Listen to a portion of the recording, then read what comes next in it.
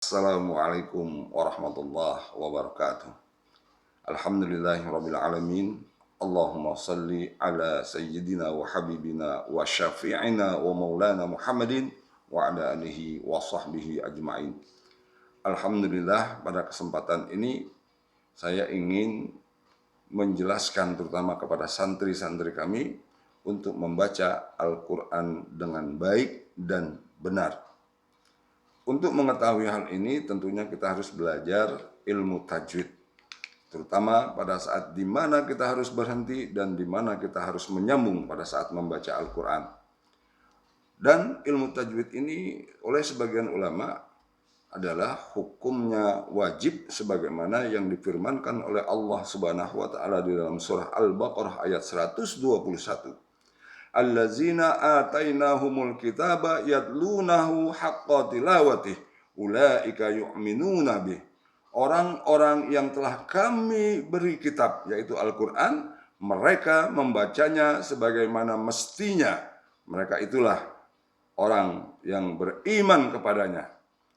Dan bahkan di dalam satu hadis Rasulullah SAW bersabda, khairukum man ta'allamal Qur'an wa 'allamahu. Sebaik-baik kalian adalah orang yang belajar Al-Quran dan mengajarkannya. Nah, berdasarkan hal tersebut, mari kita mulai membaca Al-Quran, tanda-tanda pada saat kita harus berhenti dan tanda-tanda pada saat kita harus menyambung pada saat membaca Al-Quran. Kita perhatikan tanda waqaf atau berhenti di dalam Al-Quran pada saat kita membaca Al-Quran. Yang pertama kita harus pahami, ada tanda mim seperti ini, itu artinya wajib berhenti. Ia adalah tanda waqaf lazim atau al-waqful lazim. Seorang qori harus waqaf, menghentikan bacaan pada tanda tersebut. Sebab jika dia wasal, artinya dia sambung padanya, maka dapat mengubah maknanya. Sebagai contoh di dalam surah 19 ayat 16 ini, wadhkur fil kitabi Maryam idzin tabazat. Jadi pada saat Maryam ada mim seperti ini, maka berhenti pada lafaz Maryam.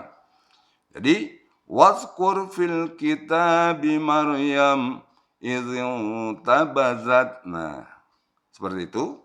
Kemudian adalah yang kedua tanda jim. Jim boleh berhenti, boleh diteruskan. Ini adalah tanda waqaf jaiz, al-waqful jaiz. Seorang qori boleh waqaf dan boleh juga wasal, boleh memilih di antara keduanya. Contoh di dalam surah 18 ayat 28, anhum turidu.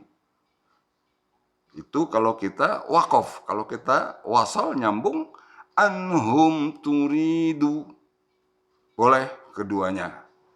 Kemudian, ini agak mudah memang. Kemudian yang ketiga adalah tanda seperti ini, qaf, lam, dan tanda panjang. Ini diutamakan berhenti. Adalah yang seperti ini, waqaf aula atau al-waqfu aula atau waqaf lebih baik. Seorang qori boleh waqaf atau wasal, namun waqaf berhenti yang utama. Contoh di dalam surah 18 ayat 8, alaiha sa'idan zuruza. Nah, baru disambung setelah kita berhenti dulu. Itu lebih utama. Namun boleh disambung langsung. Alaiha sa'idan zuruzan dilanjutkan dengan ayat selanjutnya. Kemudian yang keempat adalah tanda shad dan lam bertanda panjang. Ini boleh berhenti, tapi lebih utama diteruskan, disambung. Ini adalah sebagai tanda wasol aula atau al-waslu ula, atau sambung lebih baik. Seorang qori boleh berhenti wakaf ataupun wasol sambung, namun wasol yang diutamakan.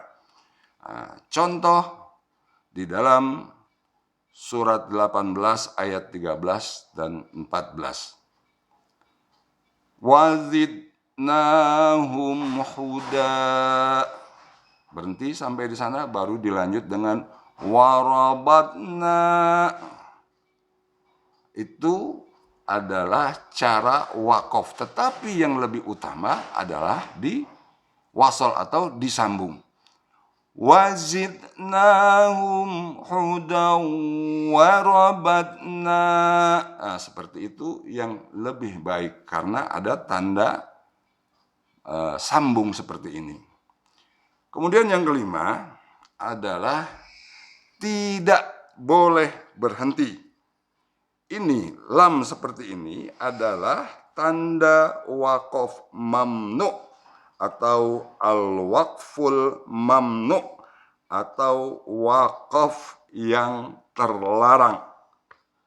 Nah, tolong di sini harus digarisbawahi di sini, tidak ada wakaf bagi seorang qori, atau jangan wakaf, jangan berhenti pada lafaz yang bertanda ini. Terkecuali jika ia terdapat pada akhir ayat. Jadi kalau ada lam di sini, itu boleh kita berhenti. Tetapi kalau lamnya ada di tengah-tengah ayat, maka kita tidak boleh berhenti. Nah, contohnya adalah di dalam surah 20 ayat 14. Fa'budni wa aqimis sholata li zikri. Jadi tidak boleh kita membaca fa'budni, kemudian kita berhenti dulu, baru kita baca lagi wa aqimis sholata li zikri. Jadi harus disambung. Kemudian yang keenam adalah tanda titik tiga yang berdekatan. Ini adalah tanda wakaf mu'annaqah atau wakaf muraqqabah. Seorang qori harus wakaf pada salah satu lafaz yang bertanda tiga titik ini. Kurang baik apabila wasol pada keduanya. Jadi kalau kita sambung langsung di keduanya yang bertanda ini, itu kurang baik. Dan dilarang wakaf atau berhenti pada keduanya. Jadi juga tidak boleh berhenti pada tanda-tanda titik tiga ini di kedua tempat tersebut. Lalu bagaimana? Ambil salah satu, berhenti di tempat yang bertanda seperti ini. Contoh di dalam surah 74 ayat 39 dan 40. Illa ashabil yamin. Berhenti di sini. Di sini kita tidak boleh berhenti karena di sini kita sudah berhenti. Atau kalau kita sambung semua, itu juga kurang baik. Nah, demikian mudah-mudahan kita dapat memahami daripada tanda-tanda di dalam Al-Quran untuk kita membaca lebih sempurna, lebih baik sesuai dengan ilmu tajwidnya. Terima kasih atas segala perhatian. Mohon maaf atas segala kesalahan. Billahi taufiq wal hidayah. Assalamualaikum warahmatullahi wabarakatuh.